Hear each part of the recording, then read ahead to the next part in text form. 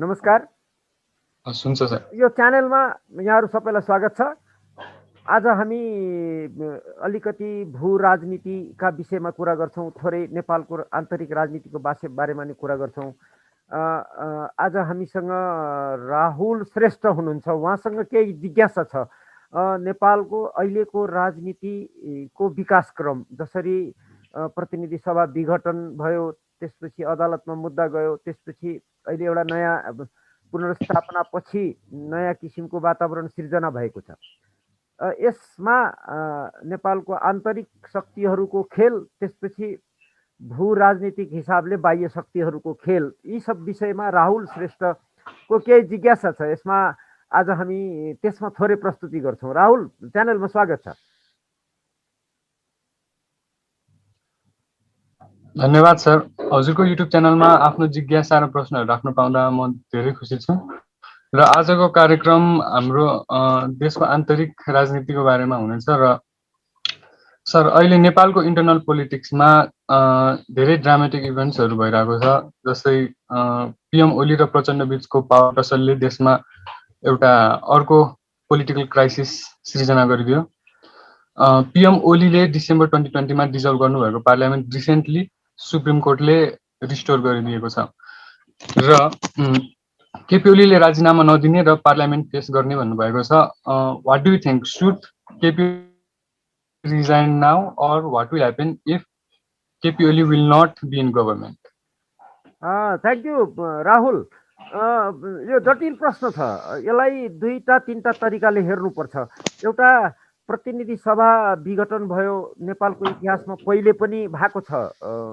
51 सालमा पनि प्रतिनिधि सभा, त्यतिखेरको संविधान अनुसारको संसद विघटन गरिएको थियो। अदालतले पुनर्स्थापना गरिदिएको थियो। त्यो भनेको अल्पमतको सरकारको थियो। पछि पनि विघटन भएको छ। बहुमतकै सरकारले पनि गरेको छ। कहिले बदर भएको छ, कहिले सदर भएको छ। अहिलेको परिस्थिति फरक छ पहिलेको तुलनामा। अहिलेको संविधान नै त्यो संविधानवादको सिद्धान्त, एउटा प्रजातन्त्रको आधारभूत मूल्य र मान्यताहरूको एउटा जुन आधारहरू हुन्छन्, प्रजातान्त्रिक मूल्य र मान्यता, त्यो सबको तालमेल नमिल्ने अडबाङ्गो खालको संविधान छ। त्यसैले अब प्रतिनिधि सभा विघटन, फेरि पुनर्स्थापना, अब त्यो संविधानमा यस्तो कुरो लेखिया छ, सब कन्फ्युजिङ छ। संसदीय प्रणाली भनिया छ, प्रधानमन्त्रीले विघटन गर्ने व्यवस्थै छैन। त्यो सबै छ। खैर, एउटा पाटो त्यो संवैधानिक व्यवस्था हामीले उल्टपटाङ गरेका छौँ, त्यही भएर यो कम्प्लिकेसन आएको एउटा कुरा। अब राहुलको क्वेसन, मूल क्वेसनमा दुईटा पाटो। एउटा, प्राइम मिनिस्टर ओलीले म रिजाइन गर्दिनँ भन्ने सन्देश दिनुभएको छ। उहाँले आफैले बोल्नु भएको छैन, उहाँले आफ्नो मान्छे मार्फत रिजाइन गर्नुहुन्न प्राइम मिनिस्टरले भनेर मेसेज दिनुभएको छ। र त्यो अस्वाभाविक होइन, किनभने संसदीय प्रणालीमा प्राइम मिनिस्टरले गरेको कुनै काम अदालतले बदर गरिदियो वा संसदमा अल्पमतमा पर्यो भने उसले रिजाइन गर्ने भनेको एउटा प्रथा हो, प्रचलन मात्रै हो, संवैधानिक बाध्यता हुन्न। एउटा त्यो प्रचलन पनि नैतिकताको आधारमा गर्ने चलन हुन्छ संसारका अरू सभ्य समाजमा। हामी सभ्य समाज होइनौँ भन्ने फेरि पनि पुष्टि भएको छ। नैतिकता भन्ने कुरा, मूल्य र मान्यता प्रतिको सम्मान भन्ने कुरा सभ्य समाजमा हुन्छ। हामी कहाँ नैतिकता पनि छैन, जे पाए त्यही गरेका छौँ। त्यसैले प्रधानमन्त्रीले राजीनामा गर्दिन भन्नु र राजीनामा नगर्नु, यो हामी सभ्य नभइसकेको एउटा उदाहरण हो। त्यसैले त्यसलाई धेरै टाउको नदुखाउँ। अब बाँकी रह्यो, उहाँले रिजाइन नगरेपछि संसदमा फेस गर्नु पर्यो। त्यहाँ बडा रमाइलो छ। त्यहाँको हिसाब किताब जुन छ नि, संसदको म्याथमेटिक्स, अङ्कगणित, अहिलेको दल जुन छ नेपाल कम्युनिस्ट पार्टी, त्यो कम्युनिस्ट पार्टीको झन्डै 2/3 बहुमत, फेरि प्र्याक्टिकल्ली दुईटा पार्टी फुटिसक्यो। त्यो एउटा पार्टी फुटेर दुईटा बनिसक्यो, कानुनी रूपमा फुटेको छैन। त संसदमा प्रधानमन्त्री विरुद्ध अविश्वासको प्रस्ताव लगेर उहाँलाई हटाउनु पर्यो भने कानुनी रूपमा संसदमा 3टा मात्रै दल छ। एउटा नेपाल कम्युनिस्ट पार्टी, जसको झन्डै 2/3 बहुमत र अस्तिसम्म सरकार, अथवा हुनु अहिलेसम्म कानुनी रूपमा अहिले पनि कायम छ। अर्को नेपाली काङ्ग्रेस छ, त्यसको 62 कि 63 सिट छ। अर्को यता यो जसपा भन्ने छ, त्यसको 30-32 कति सिट छ। तीनटा मात्रै पार्टी छ संसदमा, त्यो अरू 2-4 जना एउटा स्वतन्त्र सांसदको हैसियतमा। अब जुन पक्षले, कम्युनिस्ट पार्टी भित्रको पक्षले ओलीलाई हटाउनलाई यत्रो रङ गर्यो र अब अविश्वासको प्रस्ताव लगेर पास गर्छु भन्छ, त्यसले 138 मिनिमम भोट पुर्याउन सक्ने देखिएको छैन। कमसेकम हिजो बेलुकासम्मको अथवा अहिलेसम्मको हिसाब किताब राजनीतिक समीकरणमा भने ओलीको विरुद्धमा मोर देन 50% भोट यदि संसदमा सेक्युर गर्न सकेन विपक्षले वा त्यही पार्टीभित्रको विद्रोही पक्षले भने ओलीले रिजाइन पनि गर्नु पर्दैन, उहाँ सस्टेन गर्नुहुन्छ र अर्को 2 वर्ष प्राइम मिनिस्टर रहन सक्नुहुन्छ। पिक्चर त्यस्तो देखिँदैछ। भनेको यो हिसाब किताब गरेरै ओली रिजाइन नगरी बस्नुभयो भन्ने बुझियो। एउटा मैले रिजाइन गरिनँ भने मलाई हटाउन सक्दैन कसैले भनेर उहाँले हिसाब किताब गरेरै बस्नु भएको छ भन्ने एउटा देखियो। एउटा अब यत्रो विद्रोह, यत्रो मारामार, एक अर्काको पोल खोलाखोल गरिसकेपछि अब ती दुईटै पार्टी मिलेर जान्छन् व्यवहारिक रूपमा कि के हुन्छ त्यो हेर्न बाँकी छ। भने शान्तिपूर्ण तरिकाले देश अगाडि जाने सम्भावना अब देखिन्न यो हिसाबले पनि, संसदको हिसाबले। अब यसको अर्को पाटो छ, जियोपोलिटिकल पाटो देख्छु म।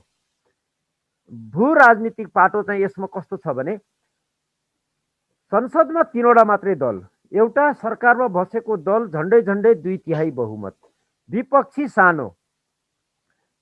त्यो स्थिति हुँदाहुँदै पार्टीभित्र झगडा भएर एउटै त्यो बहुमतको 2/3 को दलको सत्ताधारी पार्टी विभाजन हुने वातावरण सिर्जना किन गरियो?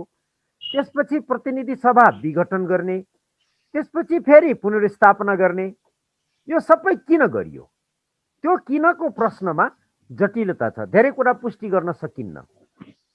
जस्तै अब यो संविधान धरापमा पर्यो, यो भनेको यो अहिलेको संविधान भनेको 3-4वटा मूल विशेषता हो, त्यो बिर्सिनुहुन्न हामीले। एउटा धर्मनिरपेक्षता, अर्को सङ्घीयता, अर्को समानुपातिक अथवा भनौँ जातीय आधारमा आरक्षण गरिएका व्यवस्थाहरू, जसलाई समानुपातिक व्यवस्था के भनेका छन्, र गणतन्त्र। यो 4वटा मूल विशेषता भएको संविधान धरापमा पर्यो। यो संविधान अब टिक्ने भएन भन्ने चर्चा चलिरहेको बेला प्रतिनिधि सभा सर्वोच्च अदालतबाट पुनर्स्थापना भयो र व्यवहारिक हिसाबले र कानुनी हिसाबले, संवैधानिक हिसाबले यो संविधानले ड्यू प्रोसेसबाट काम सुरु गर्छ। अब प्रतिनिधि सभाको बैठक बस्छ, प्रधानमन्त्रीको विरुद्धमा अविश्वासको प्रस्ताव आउँछ, पारित भएर प्रधानमन्त्री अपदस्थ भयो भने नयाँ प्रधानमन्त्रीको चुनाव हुन्छ, यदि भएन भने यिनै प्रधानमन्त्री कन्टिन्यू हुन्छन्। यो सबै प्रक्रिया हुँदै जाँदा यो संविधान जीवित रहन्छ र फङ्सनिङ हुन्छ, यसले राम्रोसँग काम गर्न थाल्छ। त्यसको अर्थ नेपालमा सङ्घीयता, गणतन्त्र, धर्मनिरपेक्षता र जातीयता अझ लम्बिने भयो प्रतिनिधि सभा पुनर्स्थापना भएर। र यो पुनर्स्थापना हुने क्रममा जुन अदालतमा मुद्दा थियो जुन बेला, त्यतिखेर खुब चर्चा भएको थियो यो संविधान अब खेर जान्छ भनेर। यदि पुनर्स्थापना नभएको भए देश अर्कै कोर्समा जान्थ्यो, संविधानको ड्यू कोर्समा चल्ने थिएन र यो संविधान साँच्चै धरापमा परिसकेको थियो। भनेको सङ्घीयता, धर्मनिरपेक्षता र जातीयता जस्ता कुरालाई संरक्षण गरेको छ अहिलेको प्रक्रियाले। र हामीले ब्याकग्राउन्ड हेरौँ, नेपालमा कुनै पनि राजनीतिक परिवर्तन 2007 सालदेखि आजसम्म विदेशीको निर्देशनमा भएको छ भने अहिले यो पार्टी विभाजन 2/3 बहुमत भएको दलले संविधान समेत संशोधन गरेर जेसुकै गर्न सक्ने अवस्था हुँदाहुँदै पार्टी विभाजन गरेर प्रतिनिधि सभा विघटन गरेर यो गन्जागोल सिर्जना गर्नुको अर्थ उहाँहरू आफैले गर्नुभएको होइन, विदेशी कसैको स्वार्थमा गर्नुभएको भन्ने मैले देख्छु। धेरै कुरा पुष्टि गर्न सकिन्न यसलाई। त्यसै कारणले जसले नेपालमा गणतन्त्र ल्याइदिएको थियो, जसले धर्मनिरपेक्षता ल्याइदिएको थियो, जसले जातीय आधारमा विखण्डन सुरु गराएको थियो, त्यो पक्ष नेपालमा विजयी भएको छ यतिखेर। यो प्लान गरेर 2-4 महिना अगाडिदेखि भित्रभित्र योजना बनाएर यो संविधानको रक्षा गर्नलाई एक पक्ष अगाडि बढेको मैले चाहिँ देखेको छु। राहुल। हजुर सर। र अर्को मेरो प्रश्न चाहिँ डु यु थिङ्क द्याट हाम्रो फरेन पोलिसी चेन्ज गर्ने बेला आएको हो? पहिलेदेखि हाम्रो नन अलाइनमेन्ट पोलिसी भन्ने सुनिआएका छौँ। We have not supported any one in past and we will not support any one in future है। अनि अहिलेको जियो पोलिटिक्स हेर्दा हामीले फरेन पोलिसी अलिक चेन्ज गर्ने बेला आएको छ त? सर्टेन कन्ट्रीतिर अलाइन भएर जानुपर्ने हो कि अथवा हाम्रो जियो पोलिटिक्सले अर्कै एङ्गलबाट हेर्नुपर्ने हो? How do you think Nepal should dictate their foreign policy?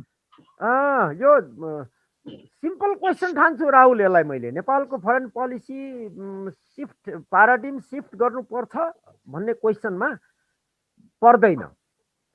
पहिलो कुरो त एउटा देशको भू अवस्थिति भन्छन् नि, जियोग्राफिकल्ली कुन देश पृथ्वीको नक्सामा कहाँनिर छ, त्यो जबसम्म कायम रहन्छ तबसम्म फरेन पोलिसी चेन्ज हुँदैन। एउटा पाटो।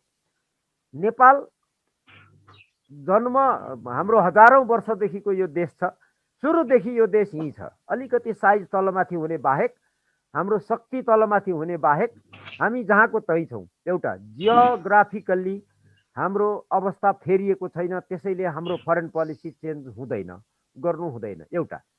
दोस्रो, हाम्रो हैसियत विश्व समुदायमा, विश्व समुदाय भनेको इन्टरनेसनल कम्युनिटीमा नेपालको हैसियत के छ? हैसियत भनेको डिप्लोमेटिक हैसियत, आर्थिक, त्यसपछि राजनैतिक, सैनिक, यो सबै हिसाबले हाम्रो शक्ति बढेर विश्वको एउटा ठुलो शक्ति बन्यौँ भने अनि चाहिँ हाम्रो फरेन पोलिसीमा थोरै सिफ्ट गर्नुपर्ने हुनसक्छ। भनेको हैसियत ठुलो परिवर्तन आयो भने चाहिँ कुनै देशको फरेन पोलिसी चेन्ज हुने आउँछ। बेसिक कुरा हाम्रो त्यो भएको छैन र तत्काललाई त्यो सम्भावना पनि देखिन्न। हाम्रो जियोग्राफी जहाँको त्यही छ, हाम्रो हैसियत जहाँको त्यही छ लगभग, त्यसले गर्दाखेरि फरेन पोलिसी चेन्ज हुने होइन। तर फरेन पोलिसी कन्डक्टमा हामीले विदेश नीति सञ्चालन गर्दा द्विपक्षीय भनेको हामीले एउटा कुनै देशसँग व्यवहार गर्दा वा बहुपक्षीय धेरैवटा देशहरूसँग व्यवहार गर्दा वा क्षेत्रीय सङ्गठनहरूसँग वा अन्तर्राष्ट्रिय संस्थाहरूसँग हामीले व्यवहार गर्दा हामी कस्तो खालको व्यवहार गर्छौँ? हाम्रो निर्धारित विदेश नीति को आधारभूत लक्ष्य जुन छ नि, हाम्रो विदेश नीति सञ्चालन गरेर नेपालले यो लक्ष्य प्राप्त गर्ने भनेर जुन उद्देश्य लक्ष्यहरू तोकेको छ, त्यसलाई प्राप्त गर्न हामी कस्तो खालको नीति, योजना र कार्यक्रम र रणनीति बनाएर अगाडि बढ्छौँ, यिनीहरू चाहिँ परिवर्तन गर्नुपर्ने हुन सक्छ। रणनीति, योजना, कार्यक्रम, यिनीहरू, नीति, यिनीहरू चाहिँ basic framework of foreign policy चाहिँ चेन्ज हुँदैन, हुनु हुँदैन। अब योजना, नीति र रणनीतिमा चाहिँ मलाई लाग्छ परिवर्तन गर्नुपर्छ हामीले। अब चाहिँ कहाँनिर त गर्नुपर्छ भन्दा अलिकति ब्याकग्राउन्डमा जान सक्छौँ हामी। नेपालमा हामीले केही वर्ष अगाडि, आजभन्दा करिब 30-32 वर्ष अगाडि नेपाल कूटनीतिक रूपमा निकै असर्टिभ थियो। भनेको हामीले संसारका कुनै पनि देशको अगाडि टाउको निहुराएर बस्दैनथ्यौँ, टाउको ठाडो पारेर टेबुल ठटाएर कुरा गर्ने हैसियत थियो हाम्रो। त्यो हिस्ट्रीले पुष्टि गर्छ। जस्तै भारतसँगको व्यवहारमा हामीले कहिलेकाहीँ अड्डी लिएका छौँ र भारतलाई बाध्य पारिदिएका छौँ कुनै काम गर्न वा नगर्न नेपालसँग सम्बन्धित विषयमा। त्यसै गरी चीनसँग हामीले अड्डी लिएका छौँ, त्यो हैसियत थियो हाम्रो। त्यसै गरी संयुक्त राष्ट्रसङ्घमा भोटिङ गर्दाखेरि विभिन्न इस्युमा हामीले लजिकको आधारमा, नैतिकता, विश्व न्याय, अन्तर्राष्ट्रिय कानुनहरूको आधारमा हामीले विश्व महाशक्तिहरूको पक्ष वा विपक्षमा एकदम लजिकल भोटिङ गरेका छौँ। त्यो हाम्रो इतिहास छ। UN को सिक्युरिटी काउन्सिलमा हामी 2 पटक सदस्य भयौँ, के भन्छ सुरक्षा परिषदमा। त्यहाँ हामीले गरेको व्यवहार विश्व महाशक्तिहरू पनि चकित खाएका छन्। यति सानो देश भएर बाफ्रे यस्तो कुटनीति भनेर चकित खाएका छन्। हाम्रो हैसियत थियो त्यो बेला, नन एलाइनमेन्टमा हामी थियौँ त्यो बेला। तर नन एलाइनमेन्टको मुभमेन्ट जुन छ, त्यो सङ्गठन जुन छ अहिले पनि छ, तर नन एलाइनमेन्टको सङ्गठनको छाता मुनि बसेर हामीले गरेको व्यवहार होइन त्यो। नन एलाइनमेन्ट भित्र पनि हाम्रो भूमिका प्रभावकारी थियो, तर विश्व रङ्गमञ्चमा अरू ठाउँहरूमा UN देखि लिएर अरू देशहरूसँगको व्यवहारमा हामीले एकल निर्णय गरेर एकल व्यवहार दह्रो गरेका थियौँ। त्यसैले नेपालले फाइदा लिने कामहरू गरेको थियो।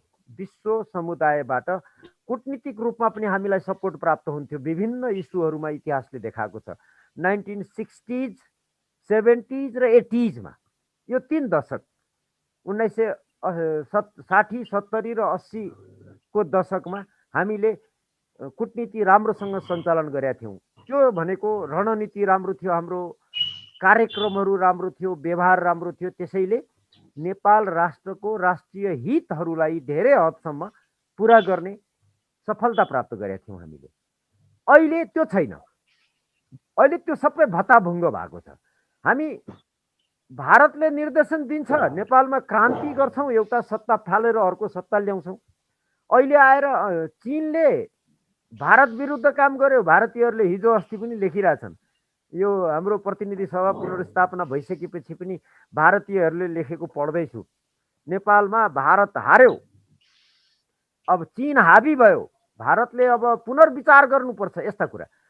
त्यसको अर्थ के हो भने नेपाल स्वतन्त्र रूपमा आफैले केही गर्ने हैसियतमा छैन, हाम्रो निर्देशन हुनु पर्यो नेपालमा भनेर भारतीय विद्वानहरू लेखिरहेछन्।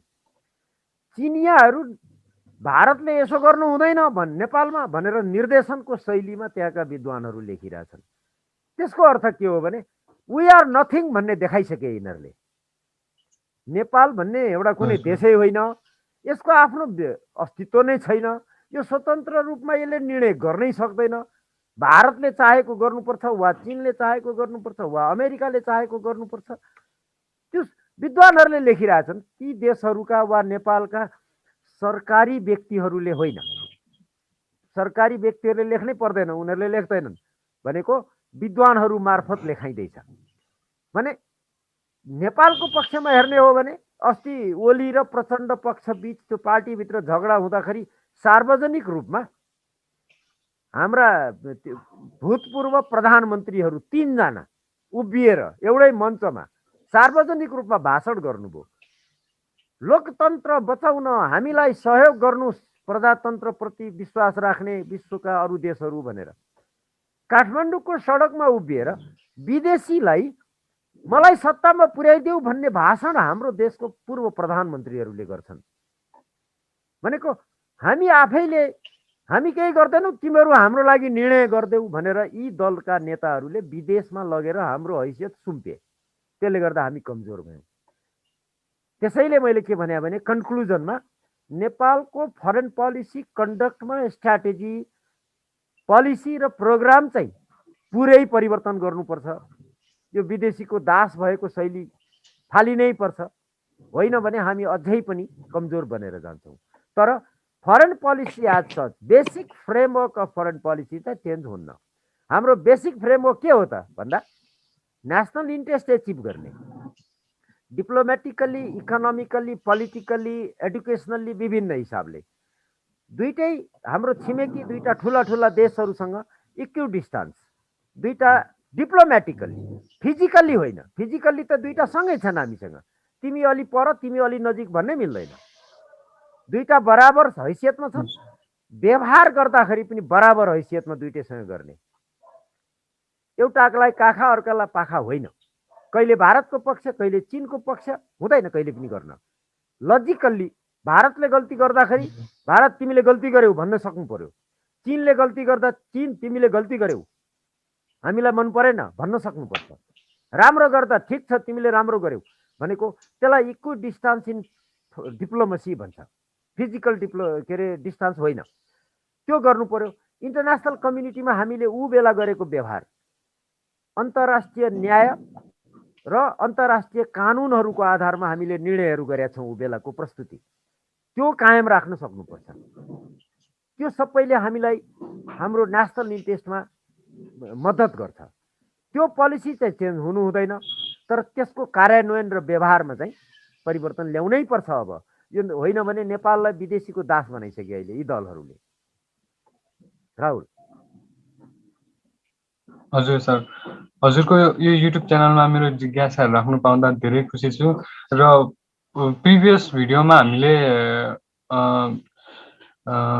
जियो पोलिटिक्सको ओरिजिन, यो अहिले 21st सेन्चुरीको जियो पोलिटिक्सको ओरिजिनको बारेमा कुरा गरेका थियौँ र नेपालमा हुने पावर टसलको पनि थोरै चर्चा चाहिँ गरेका थियौँ। र आज हामीले इन्टरनल पोलिटिक्स, हाम्रो नेपालको आन्तरिक राजनीतिको बारेमा थोरै कुरा गरौँ। र नेक्स्ट भिडियोमा चाहिँ हामी एउटा बिग पिक्चर चाहिँ देखाउने कोसिस गर्छौँ, यो वर्ल्डको जियोपोलिटिक्स र नेपालमा हुने टसलको बारेमा। र हजुरले यति धेरै ज्ञान दिनुभयो, धन्यवाद सर। धन्यवाद राहुल। यो अहिले राहुलले भने जस्तो हामीले अस्ति योभन्दा अगाडिको भिडियोमा थोरै केही विषय प्रवेश गरेका थियौँ, आज अलिकति गऱ्यौँ, भोलि पर्सि फेरि गरौँला। जियोपोलिटिक्स यस्तो इम्पोर्टेन्ट चिज हो जसले संसार चलाउँछ। भू राजनीति यो बाहिर देखिने कुरा सामान्य हो, बाहिर जे देखिन्छ त्यो यथार्थ होइन। भू राजनीतिले कुनै पनि देशलाई आफ्नो राष्ट्रिय स्वार्थ पुरा गर्नको लागि कसरी व्यवहार गर्ने भन्ने कुरा निर्देशित गर्छ र बाध्य पार्छ। त्यो त्यसैले भू राजनीति महत्त्वपूर्ण हुन्छ। ठिक छ, हामी अर्को भिडियोमा फेरि पनि त्यसै गरी कुरा गरौँला। धन्यवाद राहुल। हजुर, थ्याङ्क यू सर।